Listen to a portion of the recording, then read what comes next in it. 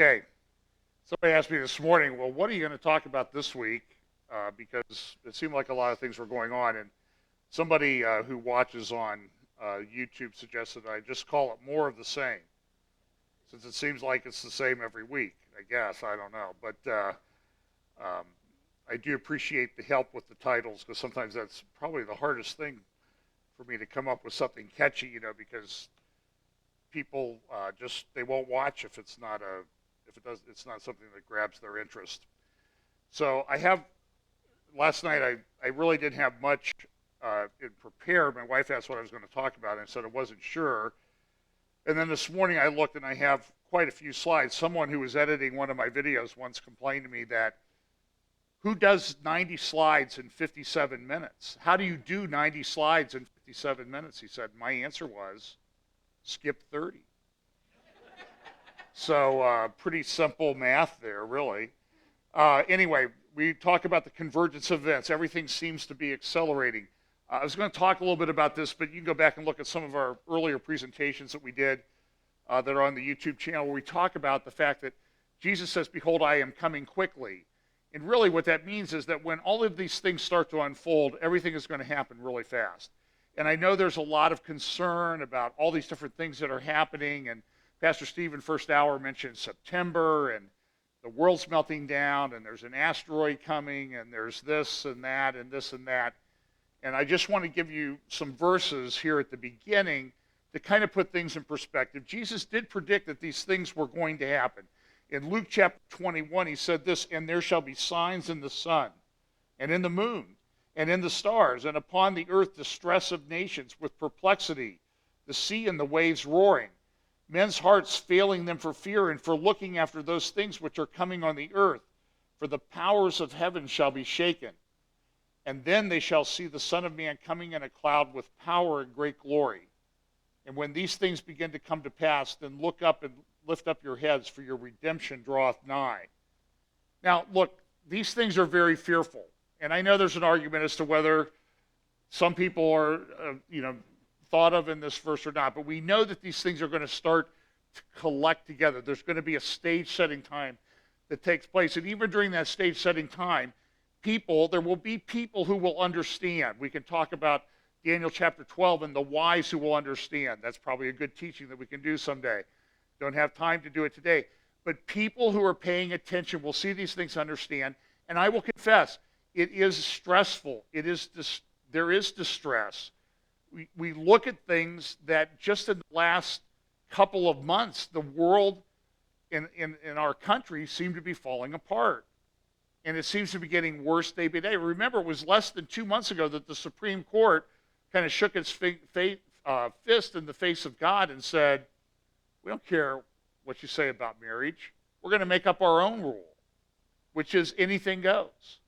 And we live in a society that does that. So I know it's distressful, but remember with 2 Timothy chapter 1, which really is a little epistle. It was the last one that Paul wrote.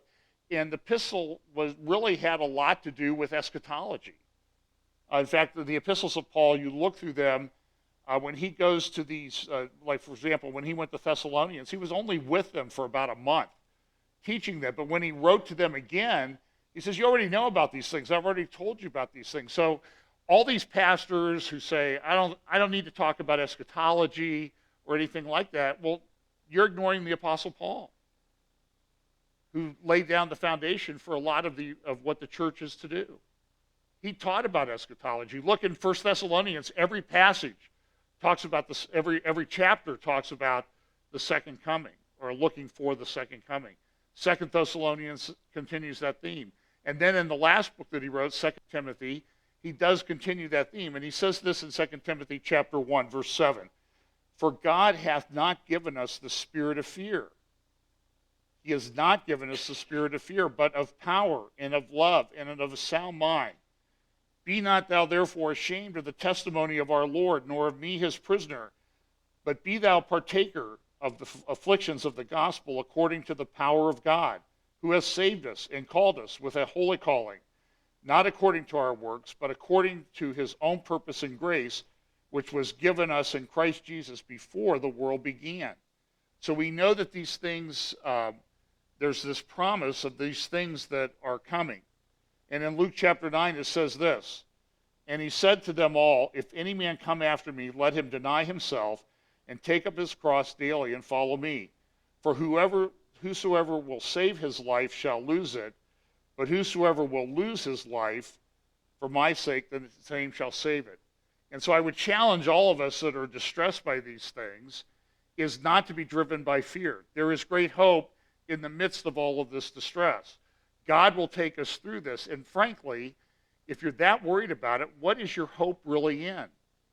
You're not to be rooted in the earth. You're supposed to be rooted in the promises of his word, that we know that however any of us depart this life, whether it's through death, whether it's through persecution, whether it's through the rapture, when we depart this life, we're with Christ. That's a good thing. And so we need to live and act like we believe it. Now look, I'm not opposed to people taking reasonable precautions to prepare for things. One example that I would use is, can we all agree that Jesus could walk on water? Amen? Most of the time, he took a boat. You can read it, it's all through the Gospels. He got in a boat and he went to the other side. He got in a boat and he went over there. He was in a boat sleeping. So you don't need, God will take care of you, but you also need to take reasonable steps, act wisely. And because you don't always rely on the miraculous, God gave you a sound mind, right? And so you should act like you have a sound mind and that you can reason.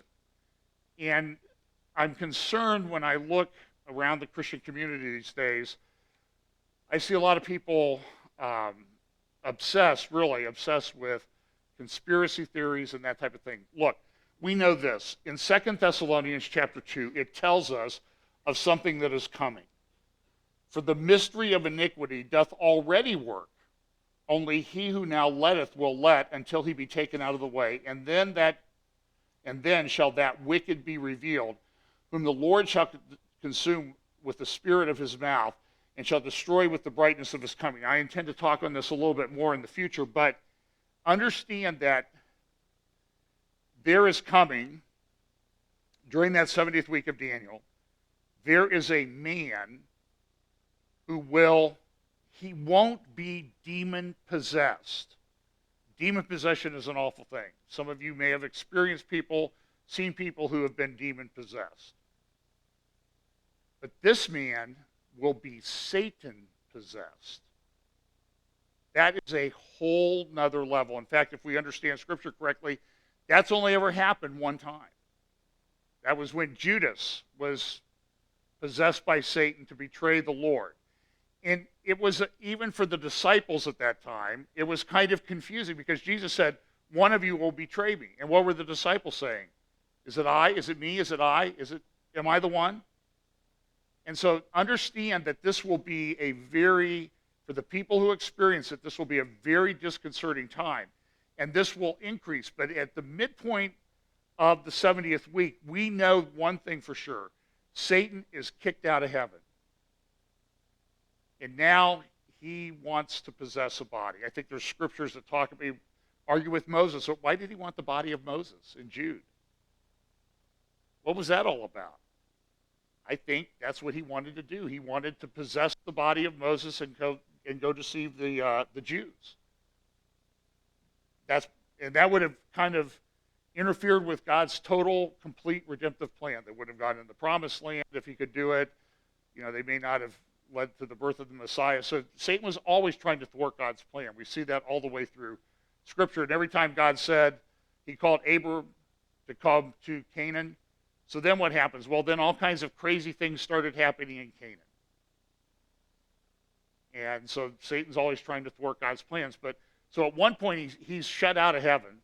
It appears he still has access to it now to accuse the brethren. But at some point, he's locked out. He's thrown down to the earth. And then literally all hell breaks loose on the earth. And it says this in 2 Thessalonians 2, verse 9, even him whose coming is after the working of Satan, with all power and signs and lying wonders, and with all deceivableness of unrighteousness in them that perish, because they received not the love of the truth, that they might be saved. And for this cause God shall send them strong delusion, that they should believe a lie, that they all might be damned who believed not in the truth, but had pleasure in unrighteousness. So look, people will be given a choice. At some point, that choice will be very stark. But when you read through Revelation, this power of this Antichrist rises when the world's falling apart, but people are following him and worshiping after him. They're under a strong delusion. It'll be a God thing when it comes. We're already starting to see some of the outworkings of how that delusion will operate, because it seems like people are in a fog around the world. So today I just want to look at some of the things that are going on, but keep it in perspective. It is distressing, but it was prophesied. And if this is really the end, then we should expect that these things will be coming, and they'll be coming increasingly, and things will be accelerating, and that certainly appears to be taking place. Here's a report about some things going on in a state Pam and I have spent a lot of time in over the last 15 years, the state of California. I had not seen this. I know they're in a severe drought, but here's a report from ABC the other night about what's going on. West now, and the raging battle against wildfires. 68 fires in 7 western states burning out of control at this hour. This one right there in Washington. Tonight, the nation fighting more fires with more crews and more equipment than at any time in the last 12 years. And with that comes the soaring cost. But now federal money used in the fight runs out in just a few weeks. ABC's Kana Whitworth is on the fire lines. More than 13,000 firefighters battling 17 blazes across California. Temperatures reaching 106 degrees, sending some firefighters to the hospital with heat exhaustion Friday. These firefighters, they've been doing this a long time, and they know that they have to hydrate. But you know, those temperatures can creep up. The 2,500-acre cabin fire burning in some of the steepest terrain in Los Angeles. In Simi Valley, another fire coming way too close for residents like Tracy Dyer. I get a call from my daughter, and she was on her way home, and she's hysterically crying, and she goes, "Mom, it is our house." In Washington state, you can hear the winds gusting up to 40 miles an hour, fanning the flames, thousands of acres burning. I just hope and pray our house will be okay. Hundreds of residents in Chelan, even the town's hospital, evacuated. I fought fire in the past, but it's different when you're home and family and all your possessions are sitting in the way. A photographer from our Seattle station right there. Watch as fire retardant is dropped right on top of them. A race against time for so many rushing to clear brush around their homes. But fire destroying dozens of others in Oregon and Idaho. The drought-stricken West in dire straits. Crews fighting the cabin fire are gathering water from this nearby reservoir, and you can see the plume of smoke there behind me. That's where the fire is. Now, this aerial attack is so important that they actually ordered 9 air tankers. But with so many fires in the state and resources are stretched so thin, Cecilia, they were only given 2. Okay, Kana, thank you. Rob's here. Now, those crews are really struggling out there. Are they going to catch a break anytime soon? Well, they're going to see the winds diminish, not much in the way of dry lightning, but they're not going to get much in the way of rain. Still very, very dry. And another thing that residents there are going to have to deal with is air quality. Very, very poor. Highlighted yellow areas means there's smoke just lingering, especially in the valleys. Red flag warning still up for parts of Montana. And look at this dry air. Relative humidities in the single numbers during the day tomorrow for Fresno and Sacramento. And then, of course, there's a heat, especially across the Southwest. We've got heat warnings that are in effect at least through tomorrow. In some cases through Monday. Phoenix 115, that's likely to be another record tomorrow. Palm Springs going to be as hot as 118 degrees, Cecilia. They could have another record too, Rob. Thank you. Well, it's going to be hot now. And this week they're now talking about the fact that there's an El Nino brewing out in the Pacific. And if you look at the left picture, you see the band of red along the middle of the Pacific Ocean. That led to pretty severe flooding in the South and in California in 1997. This year, they're looking at the El Nino pattern, and they're seeing the same thing, except that was what it was like at its peak. It still has a couple months to go before it reaches its peak, and they expect that it's the ocean water warming in the middle of the Pacific, and it affects weather patterns all over the world. But this one, look at the red up there near Canada and Alaska. That was not present back in 1997. So they suspect some people are calling this a Godzilla El Nino. Now, Godzilla really came in and just, kind of knocked everything over, in one fashion. But this will be a series of Godzillas, kind of Godzilla storms that'll be coming. So they're predicting extreme floods in California, the Southwest, along the southern United States. In the northern part, it'll be drier than normal. So we'll be drier than normal after we've been wetter than normal. So I guess it all balances out. But that's what they're predicting. So this is what it looks like and what might be coming. I read an article this week in, well, I don't read Vanity Fair, okay, just for the record. But somebody referred me to an article in there called Tinder is the Night. And the title of the article says this: Is Tinder killing romance? A debrief of 20-somethings whose swipe reveals the downside of dating apps. Now, I didn't know what it was. So I asked somebody in the office who has kids in school, and she said, oh, yeah, Tinder, it's a dating app. That's what they meet to hook up. So the things in this article they're talking about, especially people in Manhattan, and these are anecdotal stories. There's not a lot of research to do that. But remember, sometimes the research takes a while to catch up with what's actually going on, because what used to take, cultural trends that used to take maybe a decade or 5 years to happen now can happen in 5 weeks. But so somebody in the Midwest, she knew exactly what Tinder was. I'd never heard of it. So this is what and so they're meeting people this way to have sex with them, not to get to know them or anything like that. They just hook up, and guys are saying, at least claiming, they're sleeping with 100, 150 different women a year, sometimes 3 or 5 different women a week through this app. Look at this. One lady says this: I call it the dating apocalypse. As a woman in New York, age 29. As the polarized kelps melt and the earth churns through the sixth extinction, another unprecedented phenomenon is taking place in the realm of sex. Hookup culture, which has been percolating for about 100 years, has collided with dating apps, which have acted like a wayward meteor in the now dinosaur-like rituals of courtship.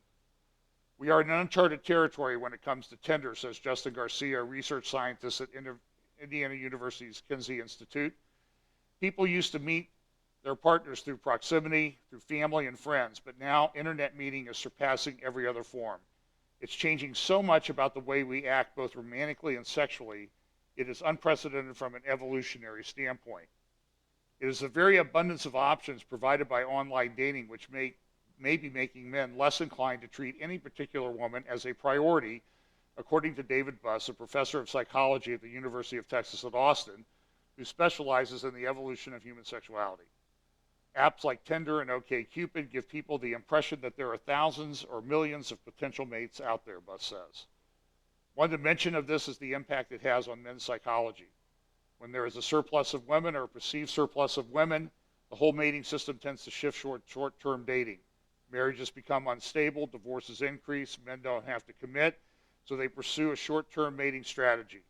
Men are making that shift, and women are forced to go along with it in order to mate at all. So it's a problem. I think it's a symptom of where our culture is headed morally. There's no denying that it's taking place. The extent to which some people know, some people dispute what this article says. I happen to think that it's probably more true than we think, we would like to admit. I'm going to talk a little bit about the economy. I've talked about this in the past, the pension crisis and the sort of the apocalyptic view of what's coming with pension requirements and the fact that they are unfunded. And in this article in the Atlantic, it says the University of California pension fund alone has a shortfall of between $8 billion and $16 billion. Okay, they need 9 air tankers to go fight the fire. They have 2. You think they got the money to pay these pensions? Where are they going to get it? And in higher education, one person said this: we're no longer really funding students, we're funding benefits. And that's true. And so what they expect is that tuition costs are going to skyrocket to pay for the pensions of the professors that are already retiring, and professors in their early 60s that qualify for retirement are retiring early, so they qualify for their pensions. This is happening in Illinois. They're having a major pension crisis, funding crisis there. And this is, I think, eventually going to spread through all levels of our government and culture, including federal government pensions and that sort of thing. There's just too many promises that have been made to too many people. And at some point, you run into a wall, and, you know, from personal experience, having run into a wall a couple times, it's not a pleasant experience. And so you need to think about that and prepare. But what does our culture do in response to all of this stuff? So we have Supreme Court, we have dating apps, we have unfunded pensions and that type of thing. And so what do we do? Now, somebody sent me a picture of New York in 1959. And in New York in 1959, you know, sometimes they light up the buildings at night. And what were on all the buildings in New York? Well, how were they all lit up at night in 1959? They had crosses on them. Okay? So now I want to show you what they did to the Empire State Building last week. They're lighting it up. Now you'll see this is an artist who's done this. And there's a face that appears, and it morphs through different things. This is done on the Empire State Building. And what this artist, it turns out, is using is he's using Hindu goddesses as his inspiration for his art. And it really was, this was what was showed.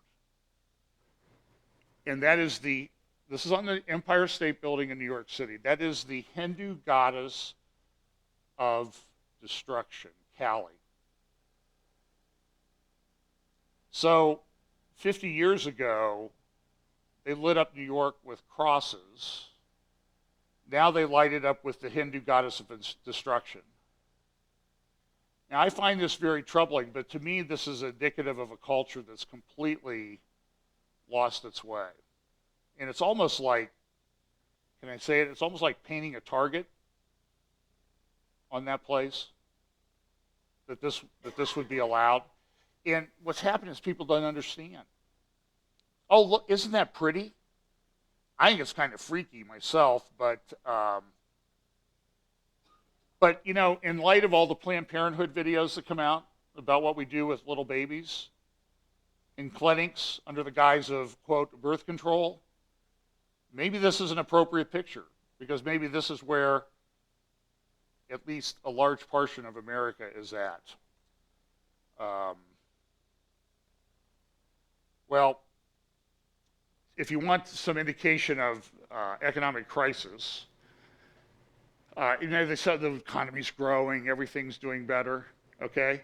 This is what the economy worldwide, GDP, looks like.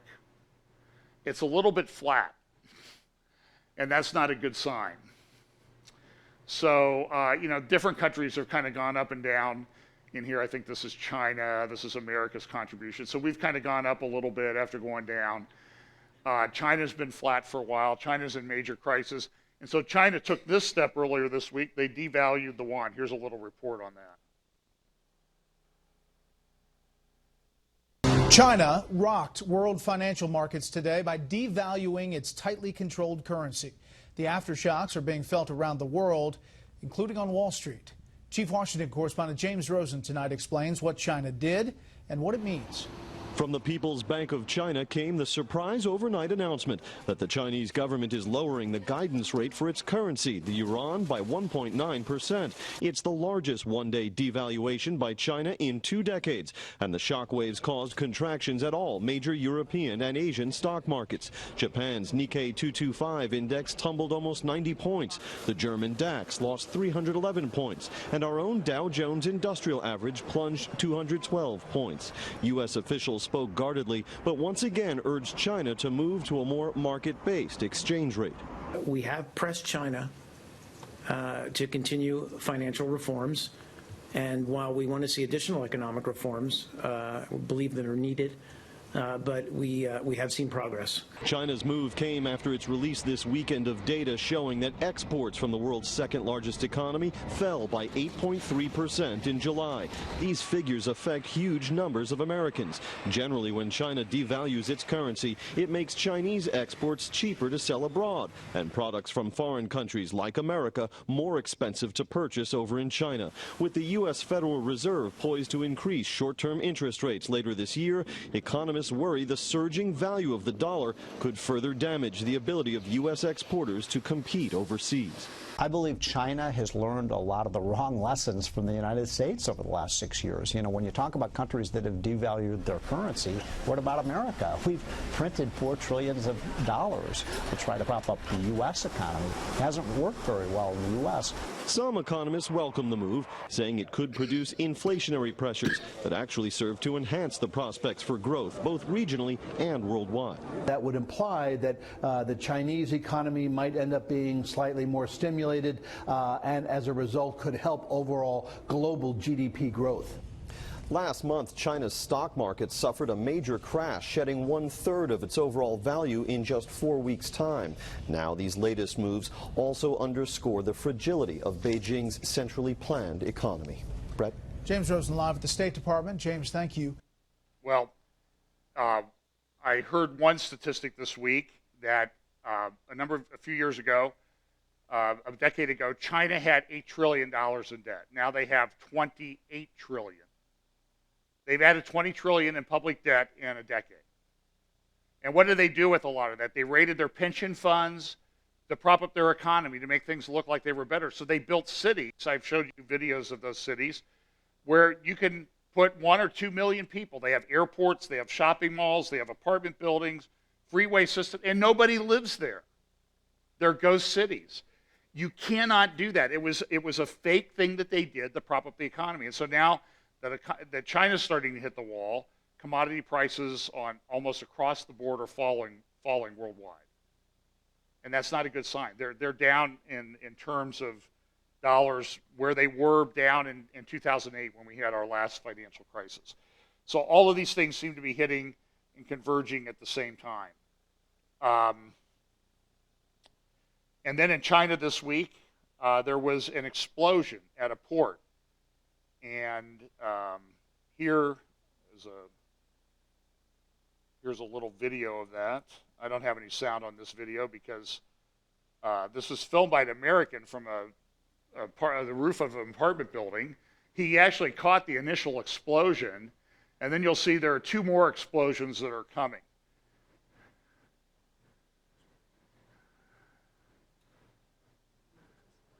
Now, those are 30-story buildings, by the way, that are in the foreground there. And they're saying, whoa! Well, they're saying a lot of things that I can't repeat here. You can imagine, use the language, oh, that you would throw in there. And then here comes another one, I think.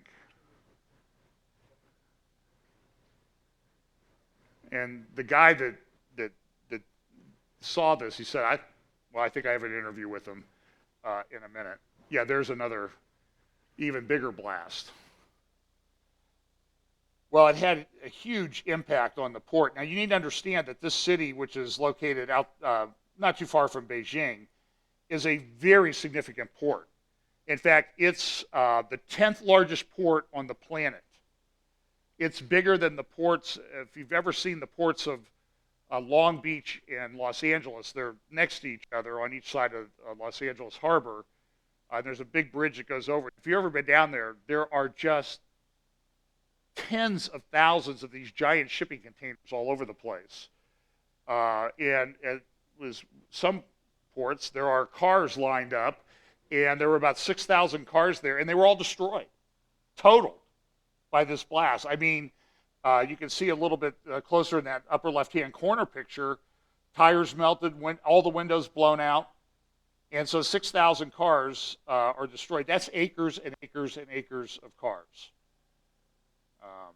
Toxic chemicals ignited. Investigators still searching for the cause. We want to get right to ABC's Bob Woodruff. He's on the scene for us again there in China. Good morning, Bob. Well, good morning, Robin. You know, there were two more small explosions just a short time ago right down here. We still don't know exactly what triggered all of these horrific explosions. They did find one of the missing firefighters today, but there is a toxic smell in the air here, and those chemicals are still burning. This is the newest video of what happened that day. The dashboard camera capturing the explosions. No audio was recorded. It's what they saw and how they shook. Those shadows up ahead are people scrambling to get far from the blasts. This morning, rescue crews are out in force, sifting through that rubble, looking for survivors. Early today, a victory. One of the dozens of firefighters who'd rushed in to douse the flames, this 19-year-old, was pulled from beneath the twisted metal. More than 56 are dead, more than 700 wounded, and dozens still missing. This morning, some fires still burning, and moving in more than 200 Army personnel trained to deal with chemical and nuclear catastrophes. Experts in hazmat suits testing the air, trying to figure out what caused this. American Dan Van Duren shot this video as he was running for his life. Let's go! Clearly, these are the ones that were at the center of this epicenter. He showed us where he was that night. He climbed to the roof with his girlfriend to watch the stars. But his amazement soon turning to horror. It looked like a nuclear bomb going off in my face, and it felt like that. I mean, it blew us back. And the whole building shook. I thought we were going to die. Now, interesting that the police today said that the water to put out the fire could have mixed with calcium carbide in the warehouse, and that could create an extremely explosive gas.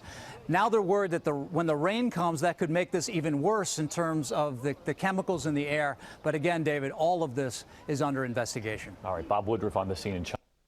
Now, I'm not sure I believe that only 56 people were killed. I mean, if you look at the devastation there, if that's all that got killed, they were extremely lucky. Well, the U.S. went, and I only say this because I want you to listen to the comments. And so here's a warning. I know you don't like Obama. I know you don't like Kerry. I know you don't like Clinton. So I have all three of them this week. Very short clips, I promise. Very, very short. But at Secretive Road, they went down, they reopened the U.S. Embassy in Cuba, and they did this in secret. Because, of course, it's so popular in the United States. And, of course, everything is okay with all the dissidents that have protested against Cuba oppression and the rule of the Castros in prison were just thrown under the bus by Obama.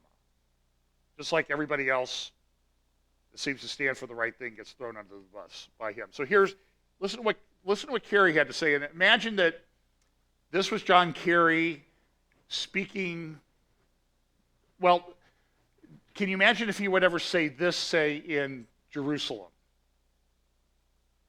This morning I feel very much at home here, and I'm grateful to those who have come to share in this ceremony, who are standing around outside of our facilities. And I feel at home here because this is truly a memorable occasion. A day for pushing aside old barriers and exploring new possibilities. Okay. And do you ever think he would say that he felt at home in Jerusalem? No, not Kerry. He sure wouldn't. Well, I just bring that up because it's sort of a lead into this Iran deal. And so this is Tablet Magazine. You understand Tablet Magazine is a Jewish magazine, leans to the left. And what they said here in this editorial opinion the other day, crossing a line to sell a deal. The White House and its allies shouldn't need to smear American Jews, and the sitting senator is dual loyalists to make that case. Now, I want you to listen to what's going on as Obama pushes for the deal and some of the things that are being said, and understand that what this is really, I think, indicative of from a prophetic standpoint is it says all the nations will be gathered together against Israel, Jerusalem, the Jews in the end times. And when it says all nations, it probably means all nations, including America. And we have leadership that's actively involved in that right now. I think it has huge prophetic implications. This is what the tablet said. What we increasingly can't stomach and feel obliged to speak out about right now is the use of Jew baiting and other blatant and retrograde forms of racial and ethnic prejudice as tools to sell a political deal or to smear those who oppose it. Accusing Senator Schumer, who came out in support or in opposition to the Iranian nuclear deal, of loyalty to a foreign government is bigotry, pure and simple. Accusing senators and congressmen whose misgivings about the Iran deal are shared by a majority of the U.S. electorate of being agents of a foreign power or of selling their votes to shadowy lobbyists or of acting contrary to the best interests of the United States is the kind of naked appeal to bigotry and prejudice that would be familiar in the politics of pre-Civil War, pre-Civil Rights era South. I think it's a great analysis. That's a left-wing magazine. What happened was Schumer came out and said, I'm going to be against the deal. But he asked the Obama administration, please, on Friday, I'm going to make an announcement. So what did the Obama administration do? They put all their attack dogs out there to go after Chuck Schumer, who may be the minority leader in the next Senate if the Republican, or he may be the majority leader if the Democrats would regain control of the Senate. They went out there to attack him because, boy, he's acting against me. Me. How dare he act against me?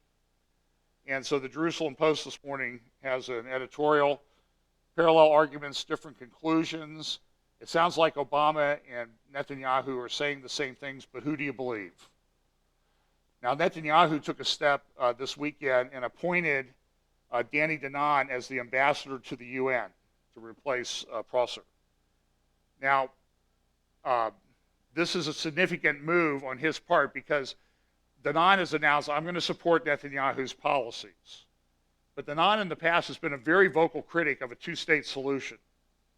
And so Netanyahu, I really think this is Netanyahu kind of sticking his finger in the eye of the UN and saying, you're not going to control us by forcing this two-state thing down our deal. And we know that it is likely that in September, at least this is being sort of talked about in the press in about a month, from today, when the UN opens for its fall session, that one of the things that will be on the agenda is a resolution supporting the creation of a Palestinian state. That's unprecedented in UN history. And I think that also has pretty significant prophetic implications because of the fact that it will demonstrate that all nations of the world are gathering together against the Jewish people.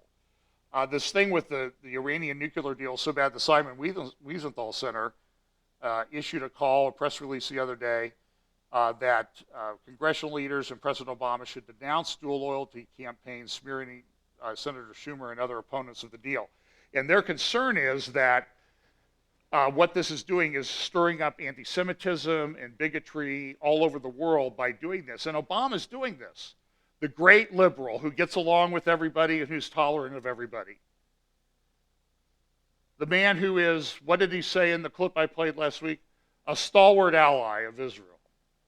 This is what he does. And again, I'm not saying anything, making predictions about the future course of President Obama, but I'm just saying that I told you earlier, I read the passage in 2 Thessalonians chapter 2. There's coming a man who will be unlike any other. He will be possessed by Satan. And if you think this is bad, just wait. And let's hope that we're not here when that happens. But there will be plenty of people that are, and that I fear for them. Okay, in Commentary Magazine this week, interesting article, the 36-year project to whitewash Iran. It cites a old article written in the New York Times about it. Trying to remember when it was written. I think it was written around 2002. No, this was written around the time of the Iranian Revolution in 1979.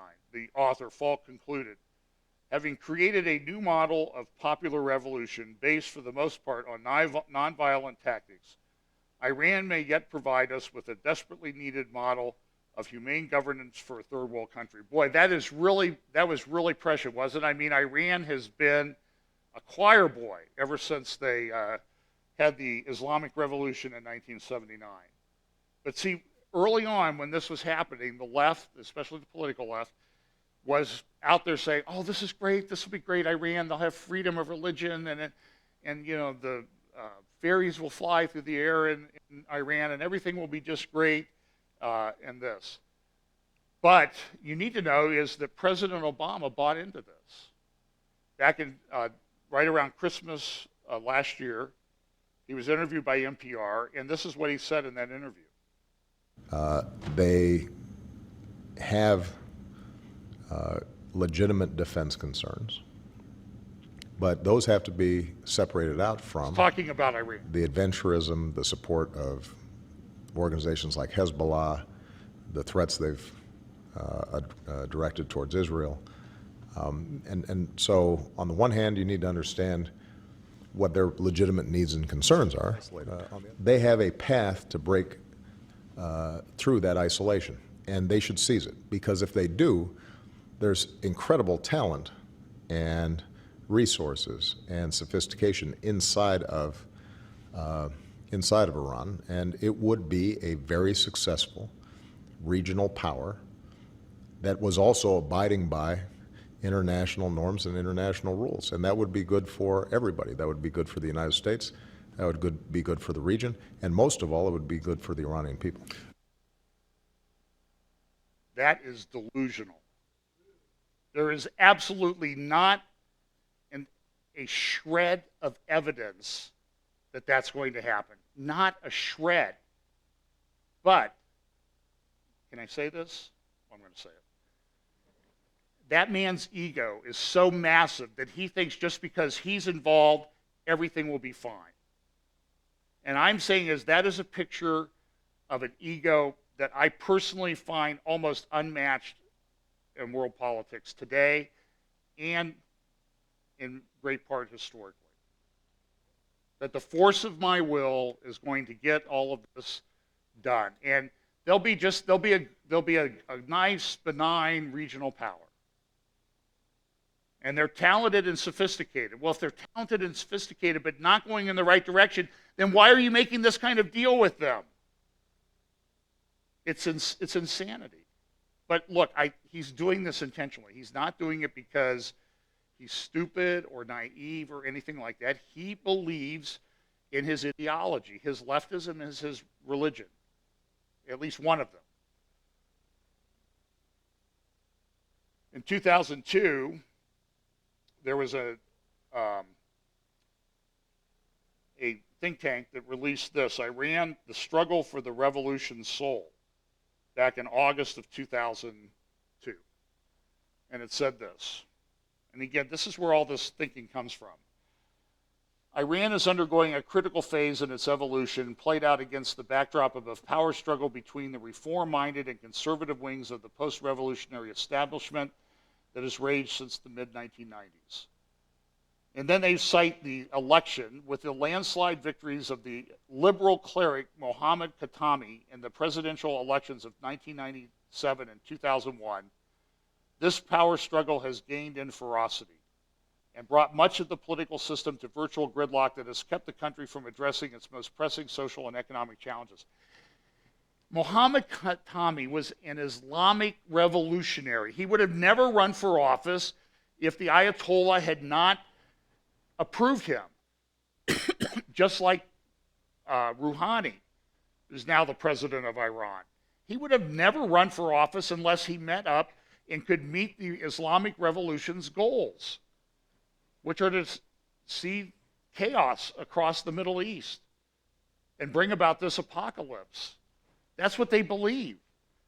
And unlike Christians, who I think we sit by and we know that this will happen, they take an active role in it. They believe it's their obligation to bring it about. Now, with regard to this Iran deal, this was an article that appeared on Breitbart. This was in the article on Commentary Magazine, excuse me. Cut to the white. It was talking about, all this stuff being going on. How are we going to get Iran, back into the community of nations and that type of thing? So it says this, cut to the White House Situation Room, March 31st, 2015. Diplomats in Geneva have just concluded the latest round of nuclear negotiations between the great powers and Iran, and a framework agreement is within view. President Obama has convened a debrief conference call with cabinet officials and other top officials. On the list of the participants is one Sahar, whatever her name is. And here's a picture of her with Senator Kerry. She's 31 years old. She was born in America. Her parents are immigrants from guess what country? Iran. She's worked in the Defense Department, the Pentagon, and now she is the Iran National Security Council person in charge of Iran.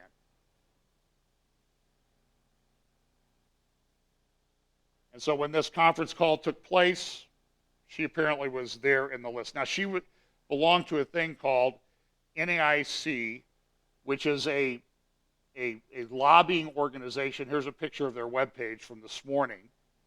And now the New York Times poo-pooed it like, okay, Breitbart and all these right-wing groups, they're just trying to this lady she's insignificant. Well, if she's insignificant, why is she at the debriefing in the Situation Room with the president? Why is she given the title of National Security Council head for Iran if she's insignificant? Obama thinks she's significant. Everybody else in the administration thinks she's significant. But they said, well, this NIAC, this is not to promote Iran. It's just to promote Iranians in America. Oh, really? This is these are the news articles on their website this morning. Iranian Americans firmly support the Iran nuclear deal, August 12, 2015.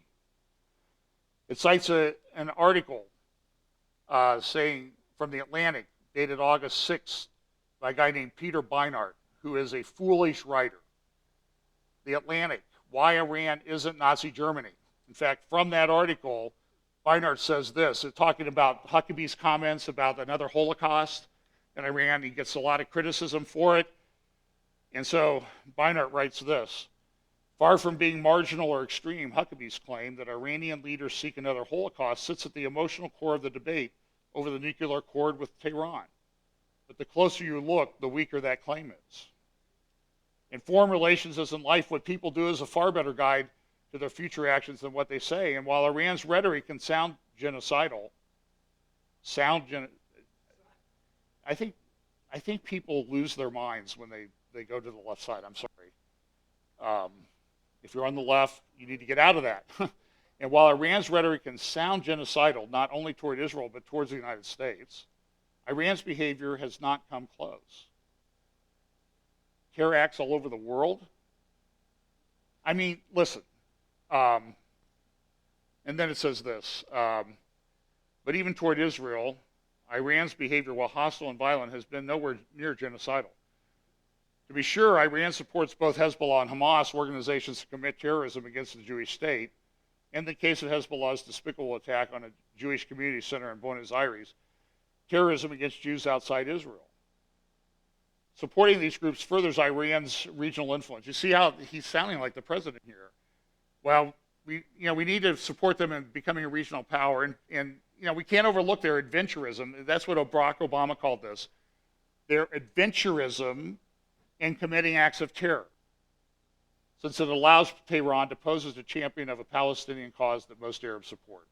It also strengthens Iranian deterrence, since Hezbollah and Hamas, which are situated on Israel's borders, could retaliate if Israel attacked Iran. So, look, what's wrong with this guy's argument is this.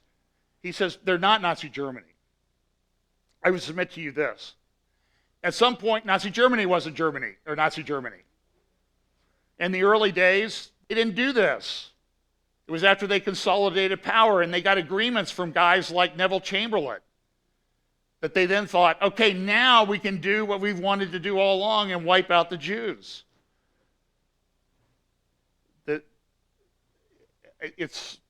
I almost am without words as to, and in the Atlantic article, by the way, hard to see in the picture down here in the right-hand corner, this is a play going on in Iran, which has the Star of David, and inside it has the Nazi symbol.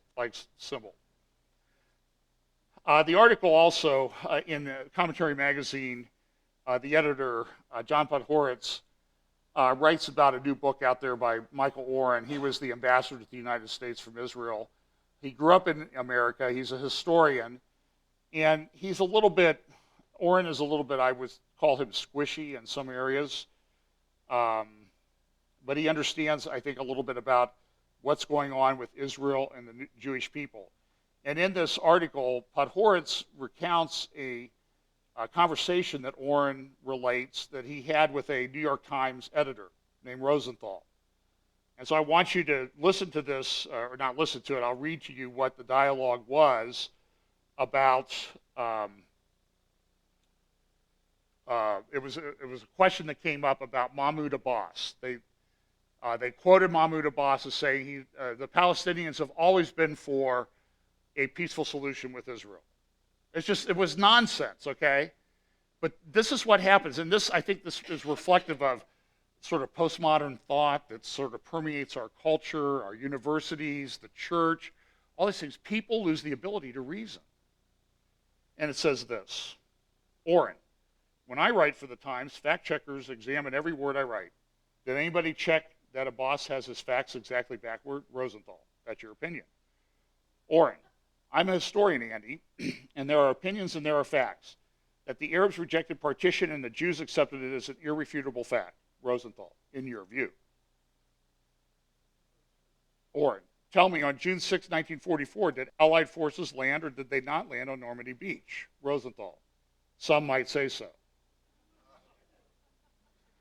By the way, I want to digress here. I didn't have time to put it in. Last week we talked about Hillsong. There's been a lot about criticism about people who criticize Hillsong for its position on the people, the gay choir directors. And Brian Houston came out last week and he said, we were surprised when we found this out, but we took immediate action, okay? We were surprised. Now, first, it was in the New York Times in October 2014, and shortly after the October 2014 article, Houston issued a statement and didn't even mention the fact that in that article, it identified these people as being actively involved leading worship and singing in the choir at Hillsong, New York. So it was in the New York Times, and Houston was responding to the New York Times article in his statement, but he never mentioned that. And he never really came out. And he's tried to come out, I clearly believe, marriage is between a man and a woman. T.D. Jakes has come out this week and said the same thing. But so then my question is, why were they so squishy when people were asking these questions before? And every time they're in the secular media, you can't get them to give an answer. And so far as I know, the pastor of Hillsong, New York, Carl Lentz, has never come out and clearly stated what he believes about homosexuality. But what surfaced was, so October of 2014, article in the New York Times identifying these two men, and there's some other media things in Playbill and that type of thing. And then you go forward 8 months, and Brian Houston saying, boy, when we found this out, we were surprised. Well, what somebody found was a Nightline interview. I have the video from November or December of 2014. And they were asking Houston about this issue. And he did kind of defend traditional marriage and everything, but he said, look, if we don't ask people where they're at in their lives when they're leading worship and singing in the choir. In fact, New York, they have these gay guys singing in the choir. He knew about it back then. So it wasn't a surprise in September. I think he has a problem. I think the evidence is the evidence, okay? It's based on what he said, not what other people have said he said. Okay, so back to Allied. This is in the commentary mag. I digress. But back to this Iran nuke deal and sort of the craziness that's going on in geopolitics. Allied makes it nerve-jangingly clear just how difficult a job it has been for anyone to serve as a guardian of the special relationship between Israel and the United States, with a president and a team who are either by default or by ideology effectively hostile toward the Jewish state itself or the very idea of a Jewish state. Orrin recounts how he himself fell for the Obama romance in 2008. But this was before he understood the deep and profound coldness within Barack Obama, a chill that distanced him from traditional American allies, not only Israel, whose ambassadors complained to me of the administration's unprecedented aloofness. Obama's problem is not a tin ear, one of my European colleagues lamented. This is Warren speaking. It's a tin heart. But Horowitz concludes, but it is not his tin heart that has led Obama to engage in this Cold War with Israel. It is his tin pot ideology. Great, great article. Now, the Obama administration is making a strong, strong push about what happens if this deal does not go through. Here's Kerry. This appeared on MSNBC the other morning. There's a presumption there that Iran will come back and renegotiate. But that's not going to happen. There's nobody who believes that will happen. Why wouldn't it happen? Because the Ayatollah will believe that he can't negotiate with the administration because they can't deliver. And he will believe that they already negotiated in good faith, and we couldn't show good faith in the delivery of the deal, which is precisely what he feared in the first place about this agreement, whether or not he even ought to negotiate, because he didn't trust us. That would be the ultimate act of proving we can't be trusted. We would lose leverage, not just on this, we'd lose leverage across the board in the world. The United States, frankly, would really take a real hit if that were to happen here. Moreover, none of the people then answer, what do you do when Iran says, well, you didn't do the deal, now we're going to go ahead and enrich, we're going to pursue our program, but we don't have inspectors there, we don't have any restraints. They can go back immediately to the very danger that prompted us to negotiate in the first place. Okay, so I think this is indicative of the deception that is falling over the world.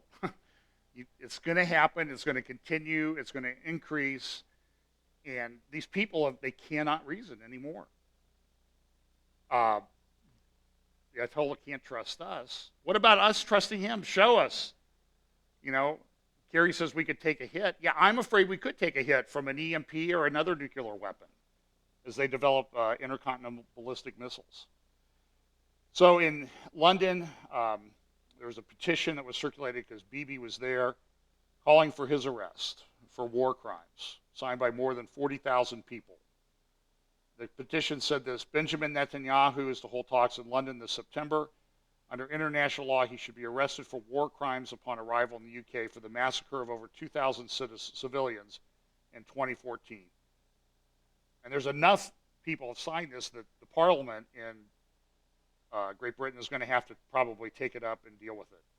Well, here's Obama giving a little bit in an interview with Fareed Zakaria last week, his view of Netanyahu calling up, talking to American congressmen and senators who were in Israel this week and last week. Here is Obama responding to Fareed Zakaria on CNN last Sunday. Prime Minister Netanyahu has injected himself forcefully into this debate on American foreign policy in Washington.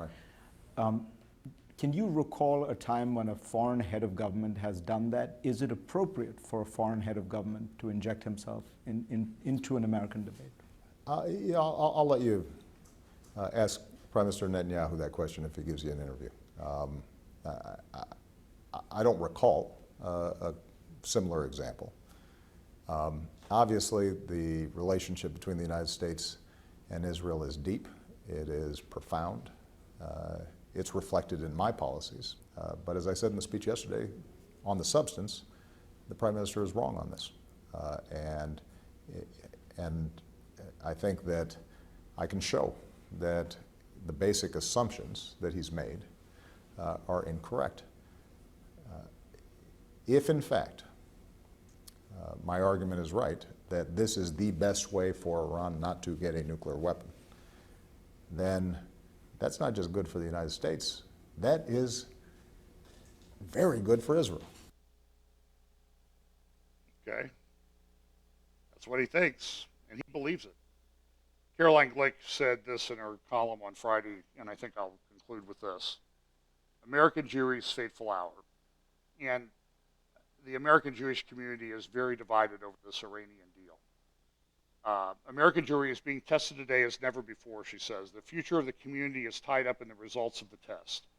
If the Jews of America are able to mount a successful, forceful attack and sustained opposition to President Barack Obama's nuclear deal with Iran, which allows the world's largest state sponsor of terrorism to become a nuclear-armed state and provides it with $150 billion up front, then the community will survive politically to fight another day. On the face of it, there is no reason this fight should have been anything more than a hopeless but relatively insignificant ordeal.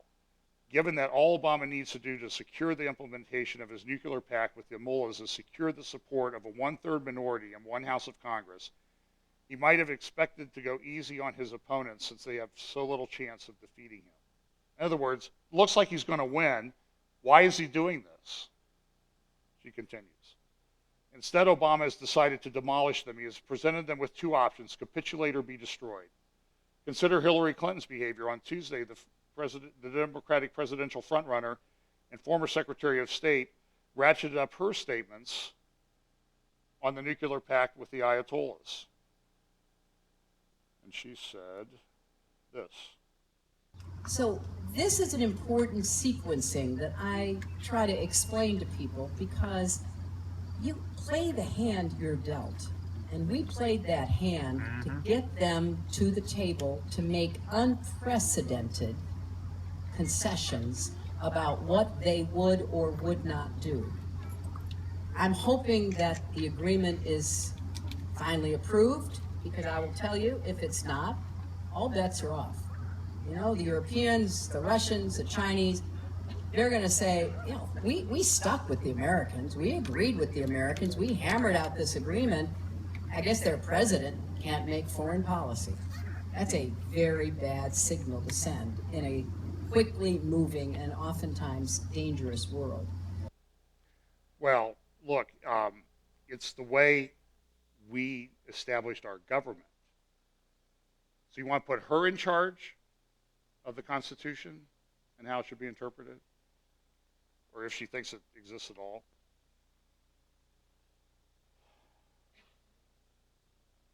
Caroline Glick, over the past month, Obama has demonized and criminalized opponents of his nuclear deal. Last week at American University, you saw that Obama said that his Republican opponents are the moral equivalent of death to America chanting jihadists. Obama presented deal opponents in general as warmongers who would force the U.S. into an unnecessary war that his deal would otherwise prevent. And since he said that among all the nations of the world, only Israel opposes the deal, it easily follows that Jews who oppose the deal are traitors who care more about Israel than America. And then this week, his troops let it be known that Schumer is a warmonger and a traitor, and a Jew. In his meeting with American Jewish leaders last Tuesday, Obama said that if the community dares to criticize him personally, it will weaken the American Jewish community and, as a result, the strength of the U.S.-Israel relationship. It sounds like a threat. By singling out and demonizing Jewish American opponents of the deal as corrupt, treacherous warmongers, Obama is setting the conditions for treating them as disloyal citizens can expect to be treated.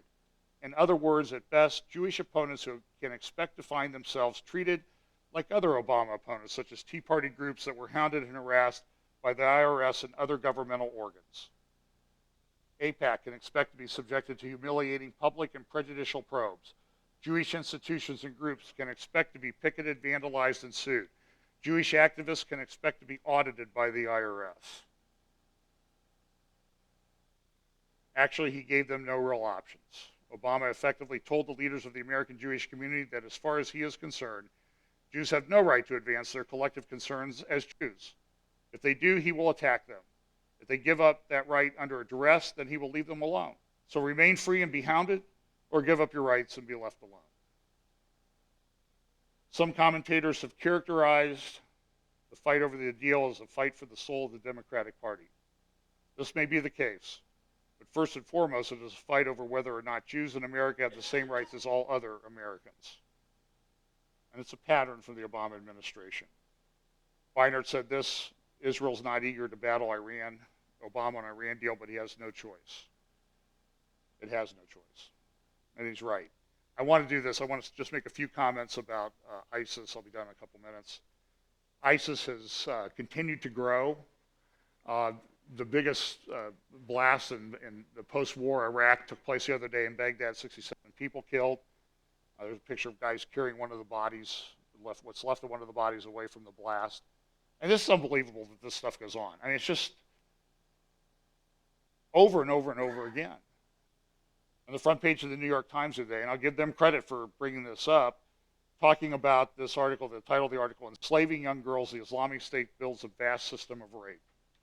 Militants use methods as a recruiting tool while claiming the Quran support. And there was a report also this week on her birthday, the American hostage that was killed. Now it was apparent that she was supposedly married to the leader of ISIS and repeatedly raped by him before she was killed.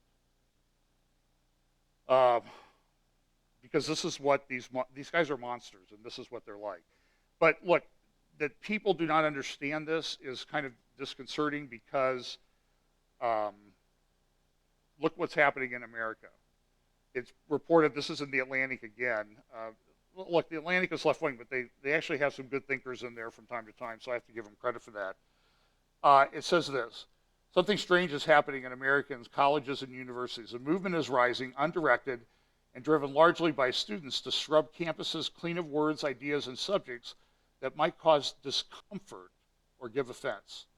Last December, Jeannie Suck wrote an online article for The New Yorker about law students, asking her fellow professors at Harvard not to teach rape law, or in one case, even use the word violate, as in that violates the law unless it causes students distress.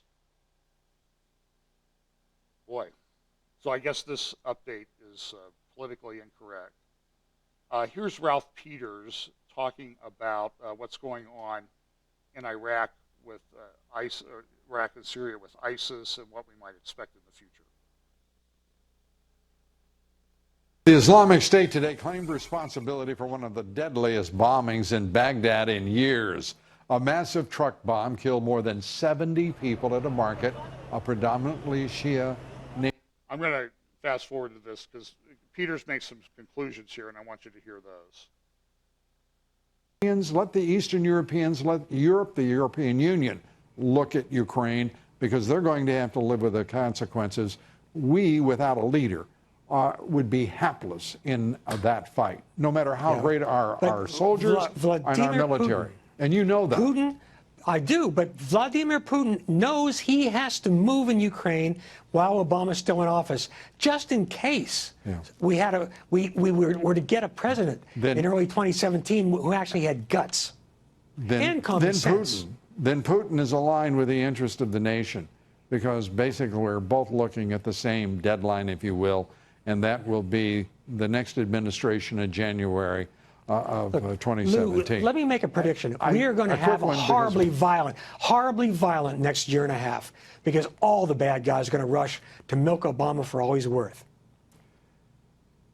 And in the Atlantic also a few months ago, there was an article by Graham Wood talking about the Islamic State. He interviewed people, not in Syria and Iraq, but he interviewed people in England because he thought it would make a better story. And essentially he said that this is a story that's going to go on. People don't understand what's happening, but these people are driven by ideology, and it's apocalyptic, and they think they're going to bring it about. In fact, the Institute for the Study of War issued an interesting report just recently, just the other day, talking about what's going on with ISIS. And what they did was they had 2 war games that they put together, and in there they have a map of where ISIS has control. They had 2 teams set up. They had Joint Chiefs of Staff. They had State Department. They had people from United Kingdom, other Saudi Arabia, Qatar, they had Al-Qaeda senior leadership that all warm game this situation. And they went through in great detail. They developed timelines of what might happen, how this might play out. Listen to their conclusions. ISIS will likely expand regionally and project force globally in the medium term. That was the conclusions from this article. Few countries are willing or able to counter ISIS as a global phenomenon. No simulation participants took multi-front action to limit ISIS regional expansion, even though most participants opposed ISIS. This was even true even of Al-Qaeda. These were the leaders. These were significant people that participated in this warm gaming exercise. Avoiding or delaying action against ISIS will not necessarily preserve strategic options in the future. In other words, you may have problems even if you do act or don't act. The military planners in this simulation perceive that the United States does not have enough armed forces to undertake a multi-theater campaign to degrade and defeat ISIS on its own. This is pretty dark stuff. I mean, I think this is significant also from a prophetic standpoint.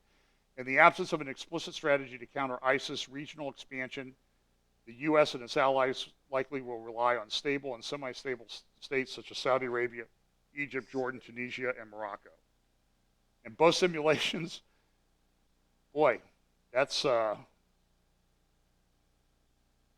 semi-stable states like Tunisia, Algeria, Egypt. In both simulations, the U.S. team's implicit long-term strategy was to contain regional chaos as best as possible through these partners. rather than adopt a campaign against extremist groups directly. Look, I could go on with the other conclusions. It says this, ISIS near and abroad and far abroad campaigns likely will exacerbate cleavages amongst European actors, leading to interstate and intrastate divergences on security approaches and prioritization of threats. In other words, this is going to be damaging to the geopolitics of the whole world. Turkey, Russia, and Egypt each have a disproportionate ability to spoil or facilitate counter-ISIS strategies devised by the United States. In other words, even if we do things, Russia could mess them up. It concludes with this. It has the war game forecast, predicted events, and it went through a list of, in February 15, we predicted this, and then what actually happened. And pretty much everything that they said was going to happen has happened. But there's an interesting comment at the bottom of this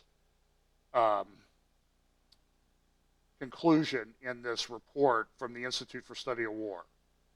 It says this, and you probably can't read it on the slide. I'll read it for you. ISIS campaigns in the interior of where it's influential, near abroad and far abroad rings support a coherent strategy to establish a regional caliphate and incite what? A global war. So look, Luke chapter 21, we started with that today. And Jesus said, when you hear about these things, there will all be all these signs. But before all these, they shall lay hands on you and persecute, delivering you up to synagogues and into prisons, being brought before kings and rulers for my name's sake. And it shall turn to you for a testimony. Good thoughts.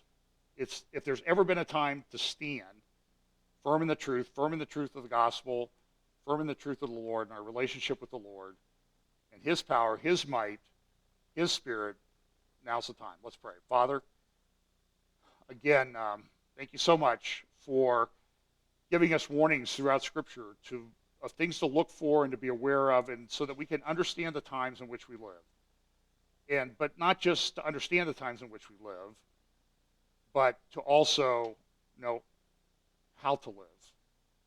And we thank you so much for that guidance. Bless us as we go this week. In Jesus' name, amen.